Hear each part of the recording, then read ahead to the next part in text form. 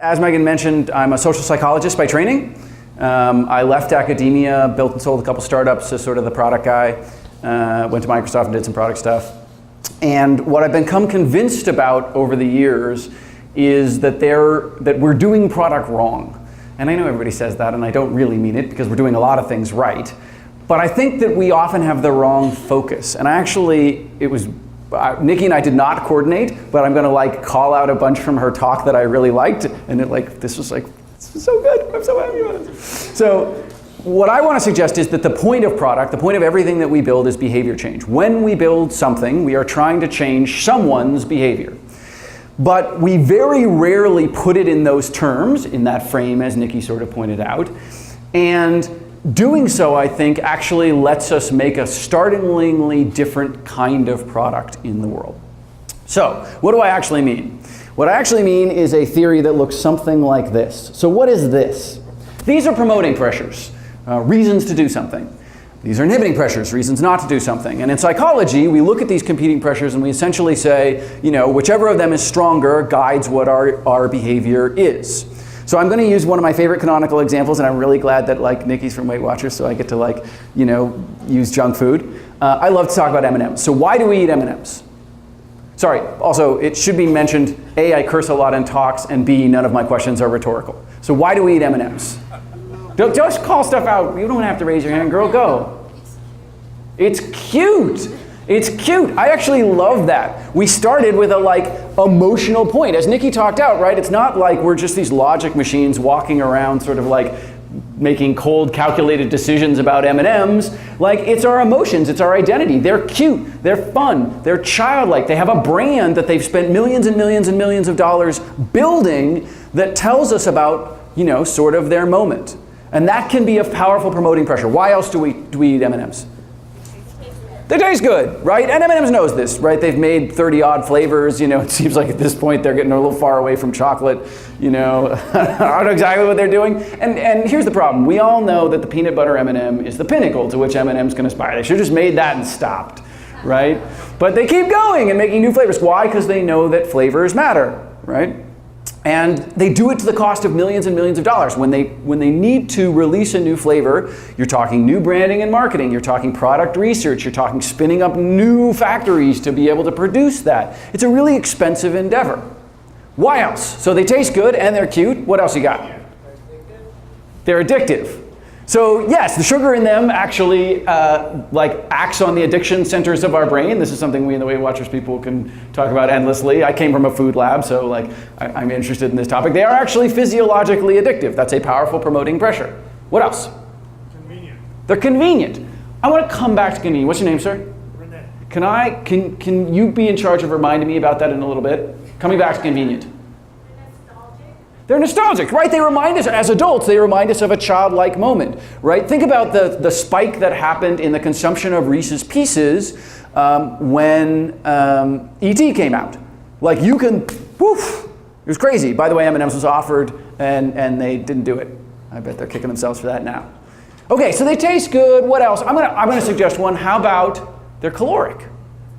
Now, one would never say that's a promoting pressure, right? The Weight Watchers people are like, calories is not a reason to eat something. But your body says it is. When does M&M consumption peak? When did her example peak? 3 p.m., right? I ate lunch, right? My blood sugar has gone way down. I now am experiencing that lull. It's a pick-me-up. It's got calories. Calories is a reason to eat M&Ms. You know who knows this? Snickers, right? Snickers never competes on taste. They're not like Snickers. We taste better than M&Ms. It's peanuts for power.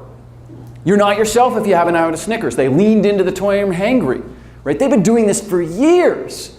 They've got us fooled into thinking it's almost an energy food. It's not quite a Cliff Bar, but it's getting close, right? It's got peanuts, for sure. Which is a very different tack. Peanut M&Ms are really the same thing, but you never hear them be like peanut M&Ms for power, right? Why? Because they're leaning into that cute, that childish. Color. Now, no one ever say, I eat M&Ms because of the color they are. You're giving me that look. But I bet you have a favorite M&M color. Red. Red? See? You have a favorite color.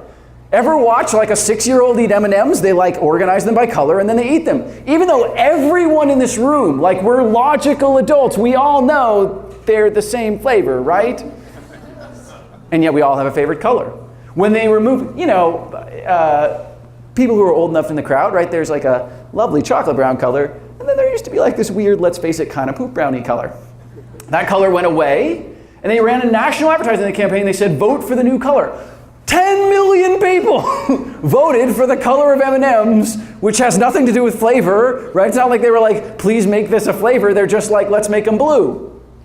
There's a clip I sometimes show when I teach college students where it's like Dan Rather is literally like, so-and-so people died in the Iraq War and the new M&M color is blue. Like this was national headline news for something that doesn't matter at all. Being a psychologist is mostly about messing with people for a living. We know if I give you a bowl of just one color of M&M, you actually eat fewer M&Ms than if I give you the full mix. Okay, so M&Ms, wonderful for all these reasons. Beautiful, nostalgic, cute, taste good, caloric, they're beautiful. Crunchy, that's right, they have great, what we call in food psychology, mouthfeel. They have good mouthfeel. But look around. Nobody's eating M&Ms. Why not? You said it has all these powerful promoting pressures. Well, that's where inhibiting pressures kick in. So why aren't you eating M&Ms right now? Not at the movies. Say again? Not at the movies. You're not at the movies, right? So you're not in an appropriate context. That's a really powerful one. And it's the flip side to what you said, right? There can be a promoting pressure like cuteness, but it's got its dark side, right? Brand is a double-edged sword. How do we know? Think about Valentine's Day. It's coming up. Nobody says like, filet mignon, red wine, candlelight, and for dessert, M&Ms. Right? That's not an M&M moment. That's a dark chocolate moment. That's a Lindt moment, right? That's a moment in which the promoting pressure of the brand becomes an inhibiting pressure because it's not an appropriate time. Now is not the time to be eating M&Ms. Why else? Come on, there are much more simple ones. Why else? You don't have any. You don't have any. Availability. Availability is an incredibly powerful inhibiting pressure. Psychologists know this. Once again, we go back to just fucking with people, right? If I put the candy on your desk, you will eat a lot of it. If I put it 5 feet away, you won't eat it.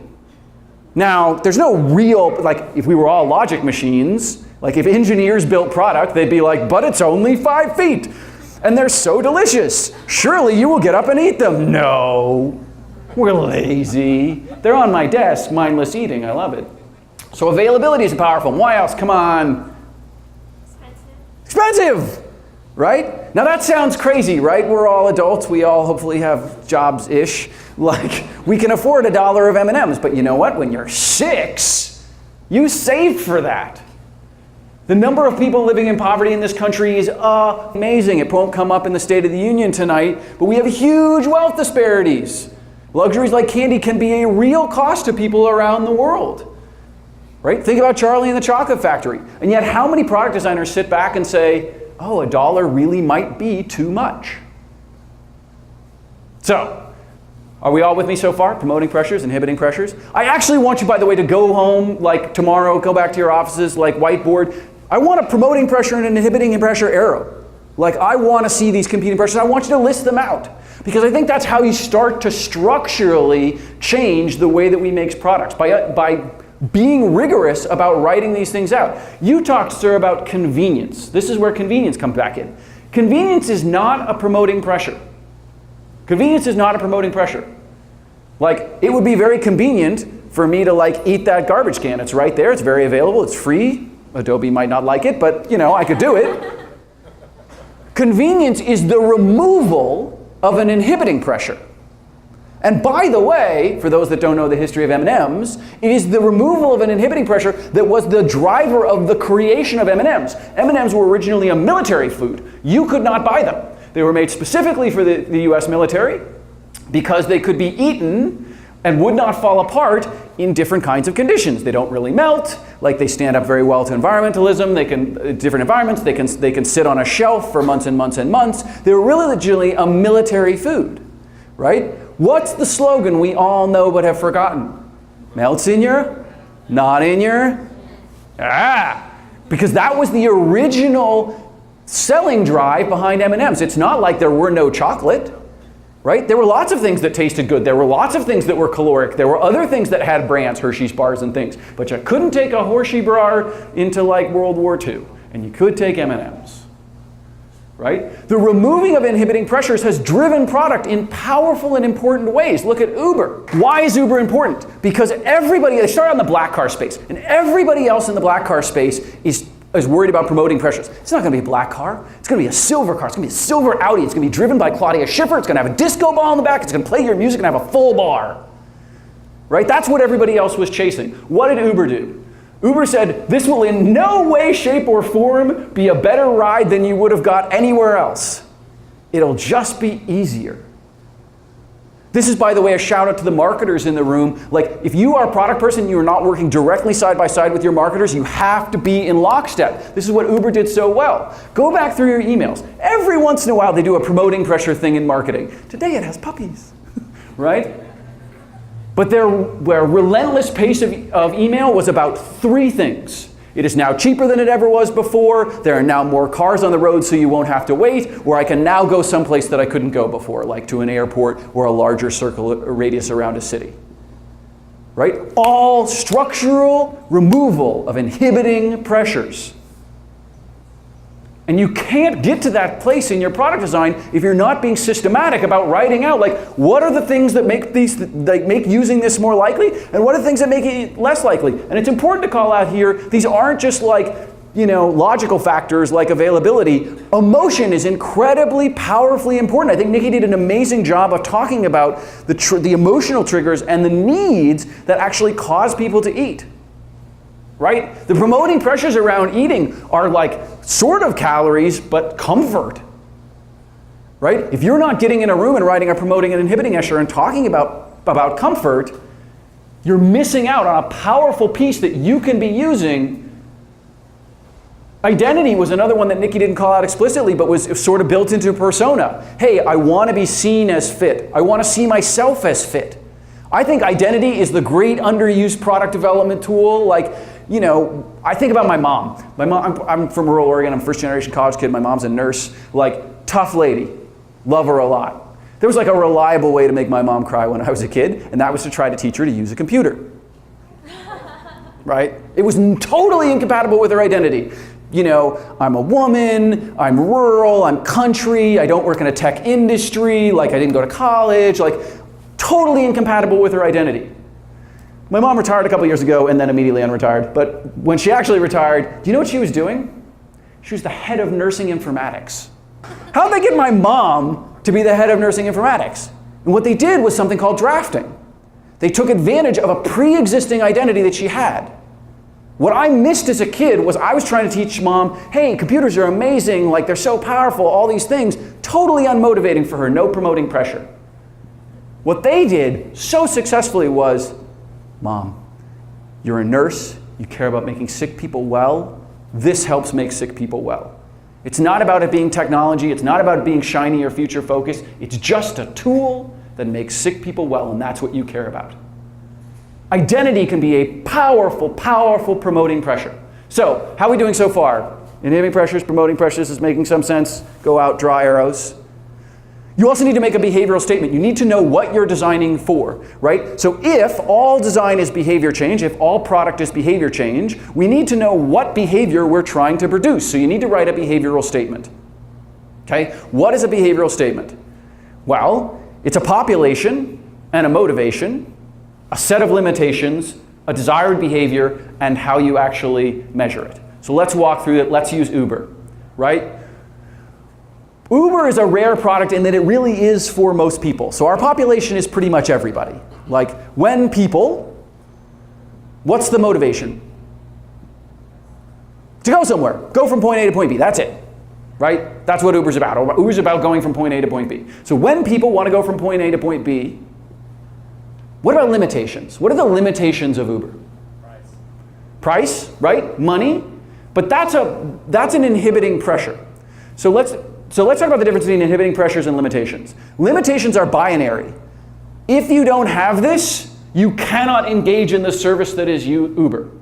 Price is on a scale, right?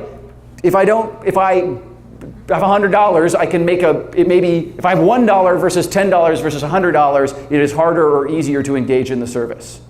But you're onto something. How do you spend money on Uber? Young man, what was your name?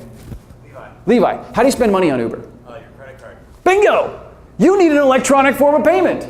Guess what? 20% of Americans don't have an electronic form of payment. So that is a limitation. When people want to go from point A to point B, they need an electronic form of payment and you need a smartphone, you need a connectivity, you need an electronic form of payment. So these are limitations. What's the behavior? What's the behavior Uber wants? Take an Uber. It's a really simple behavior. When people want to go from point A to point B and they have a smartphone and all of the things that you need in order to do Uber, they will take an Uber. And we can measure that by rides per month.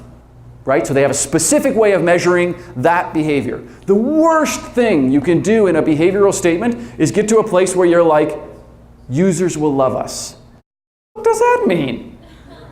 If you can't measure it, if it's not a quantifiable behavior that you can observe in the world, it is not a behavior for which you can design, and you cannot make a product for it.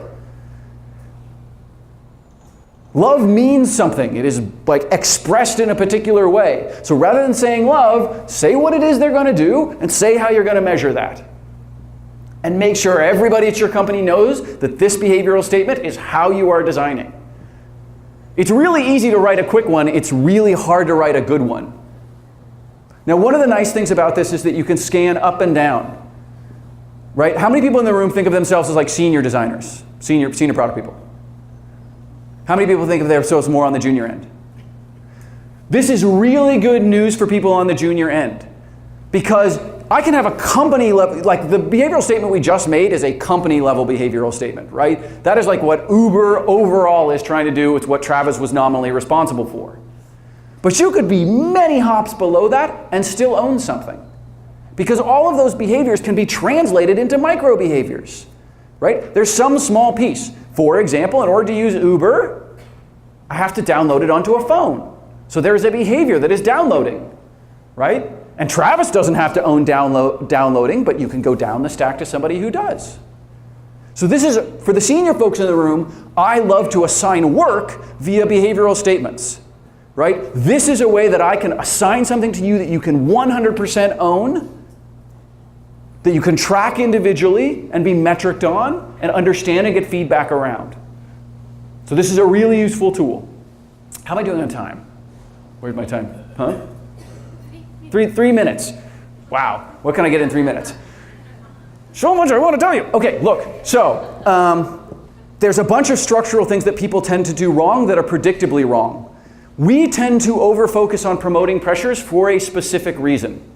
In general, most of us in the room are trying to get people to do something, right? It's an affirmative, positive behavior. We want people to do something more. So it turns out that when you ask people, hey, how do you get people to do something more, they automatically gravitate to promoting pressures. This is why writing them out is so important, so that you actually are forced to populate the other side.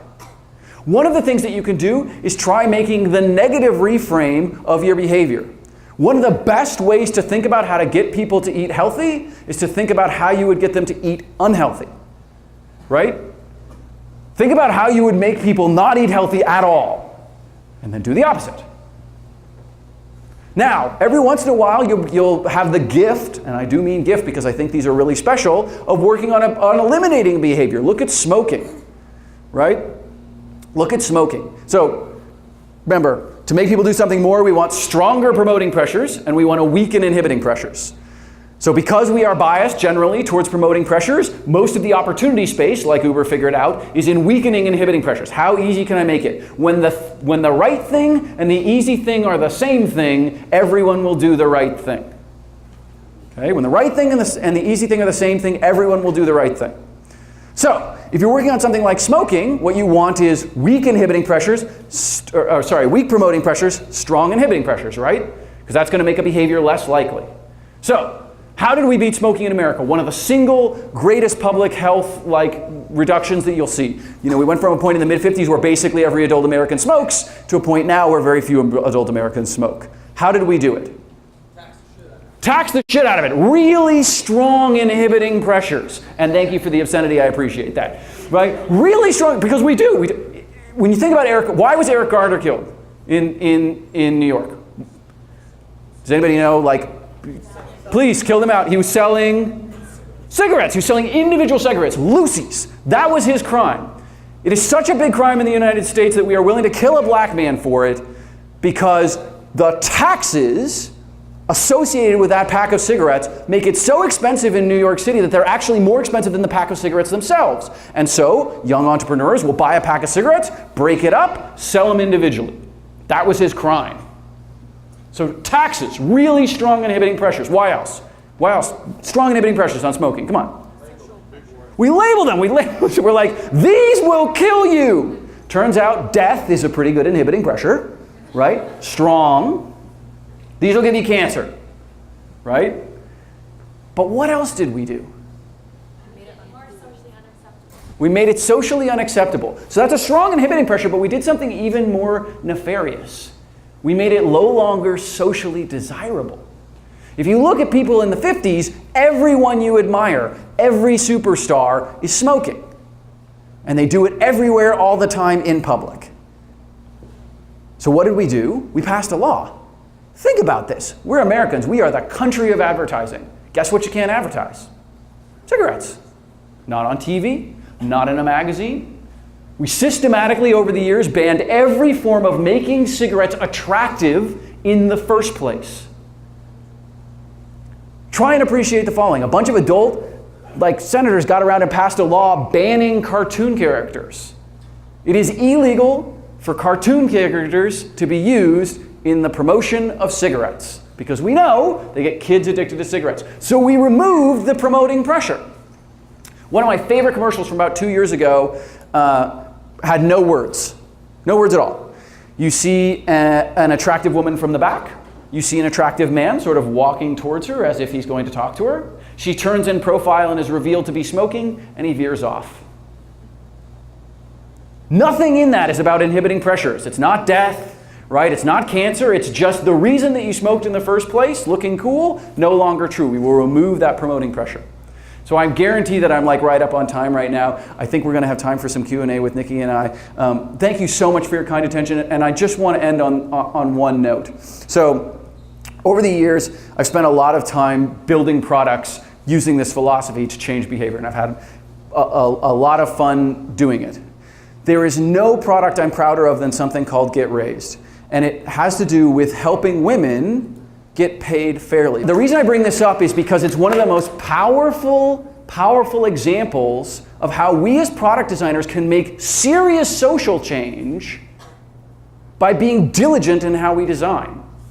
Lean In is great, this is not a knock on Cheryl, but are we really under the delusion that somehow women don't want to get paid fairly? That it's a promoting pressure problem? That somehow they just want it more? Get Raised is the dumbest product on earth.